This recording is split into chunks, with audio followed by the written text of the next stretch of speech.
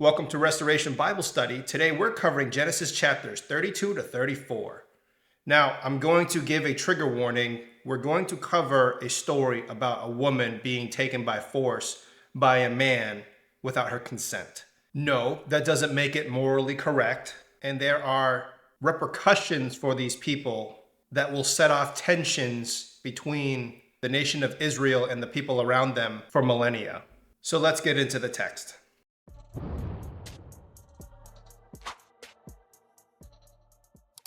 Jacob went on his way, and the angels of God met him. And when Jacob saw them, he said, "This is God's camp." So he called the name of that place Mahanaim. And Jacob sent messengers before him to Esau his brother in the land of Seir, the country of Edom, instructing them, "Thus you shall say to my lord Esau, Thus says your servant Jacob, I have sojourned with Laban and stayed until now. I have oxen, donkeys, flocks, male servants, and female servants. I have sent to tell my lord, in order that I may find favor in your sight." And the messengers returned to Jacob, saying, "We came to your brother Esau, and he is coming to meet you, and there are 400 men with him." Then Jacob was greatly afraid and distressed. He divided the people who were with him and the flocks and herds and camels into two camps, thinking, "If Esau comes to one camp and attacks it, then the camp that is left will escape." And Jacob said, "O God of my father Abraham and God of my father Isaac, O Lord, who said to me, 'Return to your country and to your kindred, that I may do you good.' I am not worthy of the least of all the deeds of steadfast love and all the faithfulness that you have shown to your servant. For with only my staff I crossed this Jordan, and now I become two camps. Please deliver me from the hand of my brother, from the hand of Esau, for I fear him, that he may come and attack me, the mothers with the children. But you said, 'I will surely do you good, and make your offspring as the sand of the sea, which cannot be numbered for multitude.'" So he stayed there that night, and from what he had with him he took a present for his brother Esau, 200 female goats and 20 male goats, 200 ewes and 20 rams, 30 milking camels and their calves, 40 cows and 10 bulls, 20 female donkeys and 10 male donkeys. These he handed over to his servants, every drove by itself, and said to his servants, "Pass on ahead of me and put a space between drove and drove." He instructed the first, "When Esau my brother meets you and asks you, 'To whom do you belong? Where are you going? And whose are these ahead of you?' Then you shall say, 'They belong to your servant Jacob. They are a present sent to my lord Esau. And moreover, he is behind us.'" He likewise instructed the second and the third and all who followed the droves, "You shall say the same thing to Esau when you find him. And you shall say, 'Moreover, your servant Jacob is behind us. For he thought, I may appease him with the present that goes ahead of me, and afterward I shall see his face. Perhaps he will accept me.' So the present passed on ahead of them, and he himself stayed that night in the camp.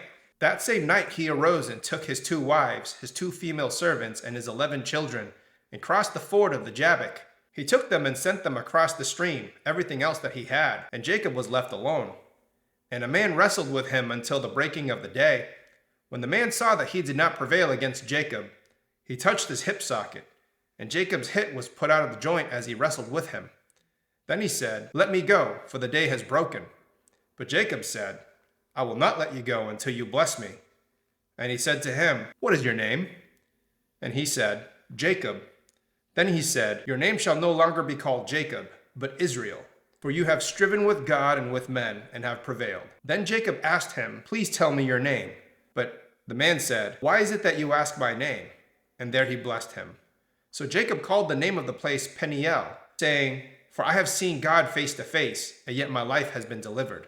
The sun rose upon him as he passed Peniel, limping because of his hip. Therefore to this day the people of Israel do not eat the sinew of the thigh that is on the hip socket, because he touched the socket of Jacob's hip on the sinew of the thigh. And Jacob lifted up his eyes and looked, and behold, Esau was coming, with 400 men with him. So he divided the children among Leah and Rachel, and the 2 female servants. And he put the servants with their children in the front, then Leah with her children, and Rachel and Joseph last of all. He himself went on before them, bowing himself to the ground 7 times, until he came near to his brother. But Esau ran to meet him and embraced him and fell on his neck and kissed him, and they wept. And when Esau lifted up his eyes and saw the women and children, he said, "Who are these with you?" Jacob said, "The children whom God has graciously given your servant." Then the servants drew near, they and their children, and bowed down.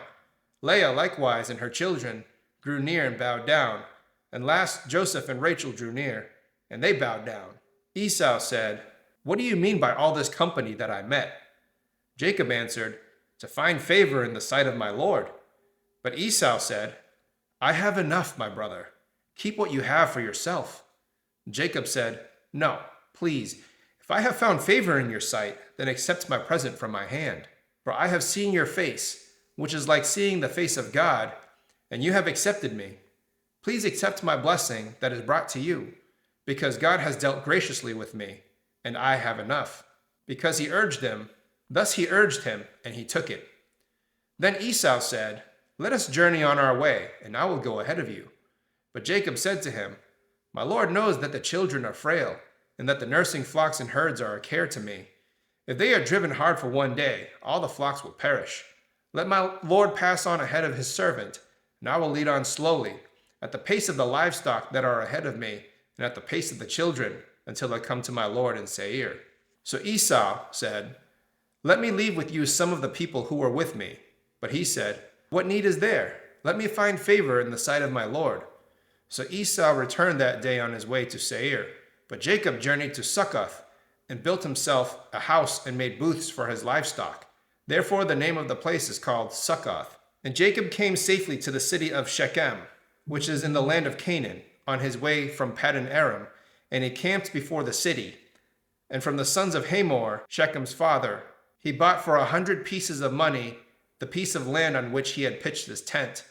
There he erected an altar and called it El Elohe Israel. Now Dinah, the daughter of Leah, whom she had borne to Jacob, went out to see the women of the land. And when Shechem, the son of Hamor the Hivite, the prince of the land, saw her, he seized her and lay with her and humiliated her. And his soul was drawn to Dinah, the daughter of Jacob. He loved the young woman and spoke tenderly to her. So Shechem spoke to his father Hamor, saying, "Get me this girl for my wife." Now Jacob heard that he had defiled his daughter Dinah, but his sons were with his livestock in the field. So Jacob held his peace until they came. And Hamor, the father of Shechem, went out to Jacob to speak with him. The sons of Jacob had come in from the field as soon as they heard of it, and the men were indignant and very angry, because he had done an outrageous thing in Israel by lying with Jacob's daughter, for such a thing must not be done. But Hamor spoke with them, saying, "The soul of my son Shechem longs for your daughter. Please give her to him to be his wife. Make marriages with us. Give your daughters to us, and take our daughters for yourselves. You shall dwell with us, and the land shall be open to you. Dwell and trade in it, and get property in it." Shechem also said to her father and to her brothers, "Let me find favor in your eyes, and whatever you say to me I will give. Ask me for as great a bride price and gift as you will, and I will give whatever you say to me. Only give me the young woman to be my wife." The sons of Jacob answered Shechem and his father Hamor deceitfully, because he had defiled their sister Dinah. They said to them, "We cannot do this thing, to give our sister to one who is uncircumcised, for that would be a disgrace to us. Only on this condition will we agree with you, that you will become as we are, by every male among you being circumcised. Then we will give our daughters to you, and you will take your daughters to ourselves, and we will dwell with you and become one people. But if you will not listen to us and be circumcised, then we will take our daughter, and we will be gone." Their words pleased Hamor and Hamor's son Shechem, and the young man did not delay to do the thing, because he delighted in Jacob's daughter. Now he was the most honored in all of his father's house. So Hamor and his son Shechem came to the gate of their city, and spoke to the men of their city, saying, "These men are at peace with us. Let them dwell in the land and trade in it. For behold, the land is large enough for them. Let us take their as wives, and let us give them our daughters. Only on this condition will the men agree to dwell with us to become one people, when every male among us is circumcised as they are circumcised. Will not their livestock, their property, and all their beasts be ours? Only let us agree with them, and they will dwell with us." And all who went out of the gate of his city listened to Hamor and his son Shechem, and every male was circumcised, all who went out of the gate of his city. On the third day, when they were sore, two of the sons of Jacob, Simeon and Levi, Dinah's brothers, took their swords and came against the city while it felt secure, and unalived all the males. They unalived Hamor and his son Shechem with the sword, and took Dinah out of Shechem's house and went away. The sons of Jacob came up upon the slain and plundered the city, because they had defiled their sister. They took their flocks and their herds and their donkeys and whatever was in the city and the field, all their wealth, all their little ones and their wives, all that was in the houses, they captured and plundered. Then Jacob said to Simeon and Levi, "You have brought trouble on me by making me stink to the inhabitants of the land, the Canaanites and the Perizzites. My numbers are few, and if they gather themselves against me and attack me, I shall be destroyed, both I and my household." But they said, "Should he treat our sister like a relational worker?" That's the reading of Genesis chapters 32 to 34. Please go to the commentary video where I break these chapters down. Till then, please like, share, and subscribe, and I'll see you in the next video where I cover Genesis 35 to 37.